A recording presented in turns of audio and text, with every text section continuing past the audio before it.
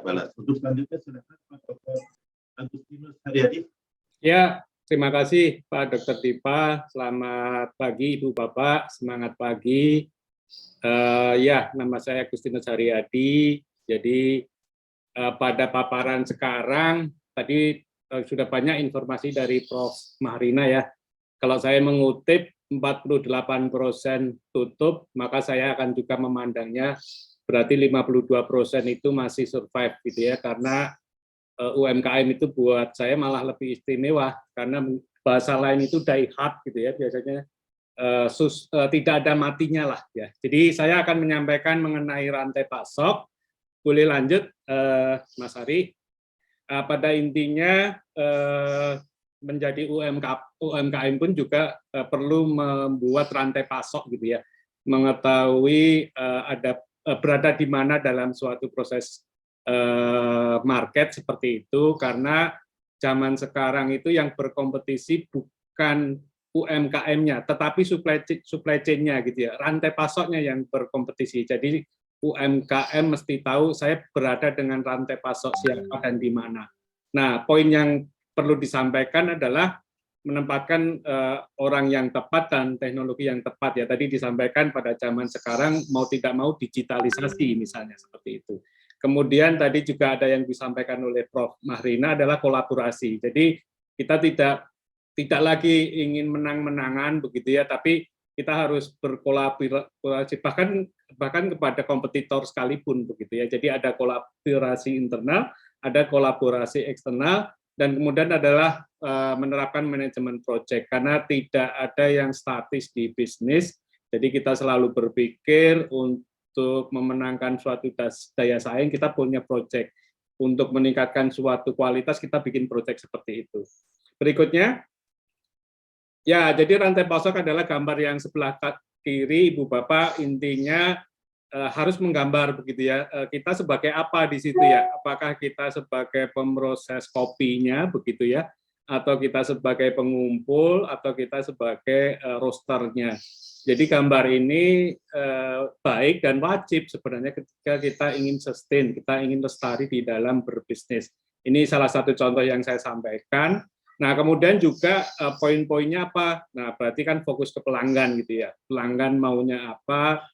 Ada sistem ya, ada prosedur, kemudian berinovasi, tadi juga selalu disampaikan kata kuncinya adalah inovasi supaya produknya baru, jasanya baru, kata kunci lain kolaborasi, fleksibel ya. Jadi saya pikir secara alami UMKM pun sudah fleksibel gitu, tapi intinya perlu dicermati sefleksibel apa, sehingga ketika ada perubahan yang sangat drastis kita alami ya, adanya pandemi, 52% UMKM eksis, berarti ya fleksibel juga gitu ya. Nah sekarang penekanan kepada teknologi nampaknya juga sudah dibuktikan begitu ya, dalam waktu cepat beralih untuk menggunakan digital, menggunakan penjualan online dan lain sebagainya.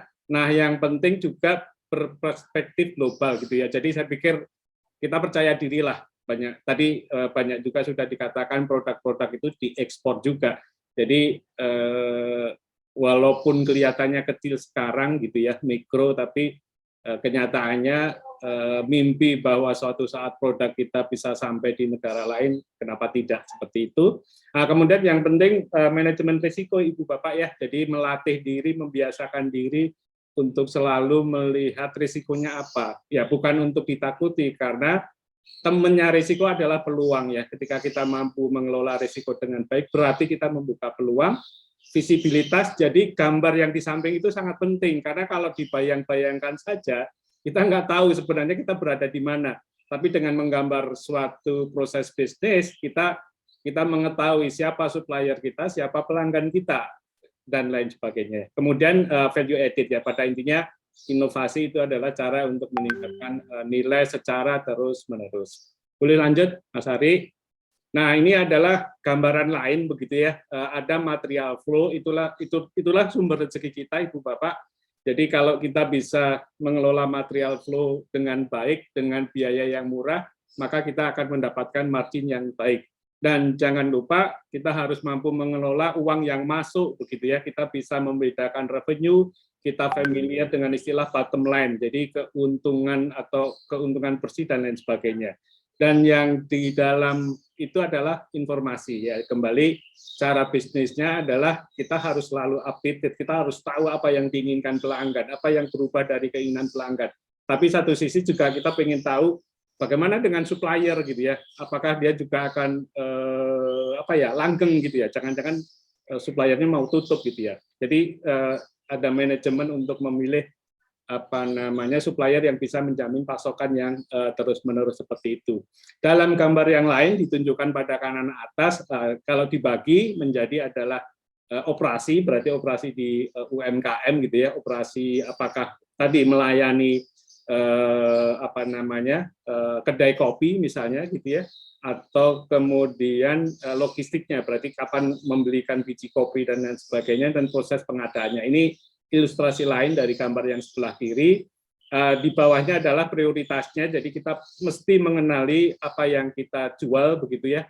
Ketika bicara komoditas, maka kita bicara, ya kita harus bermain di harga yang rendah, tapi setiap saat diminta selalu ada.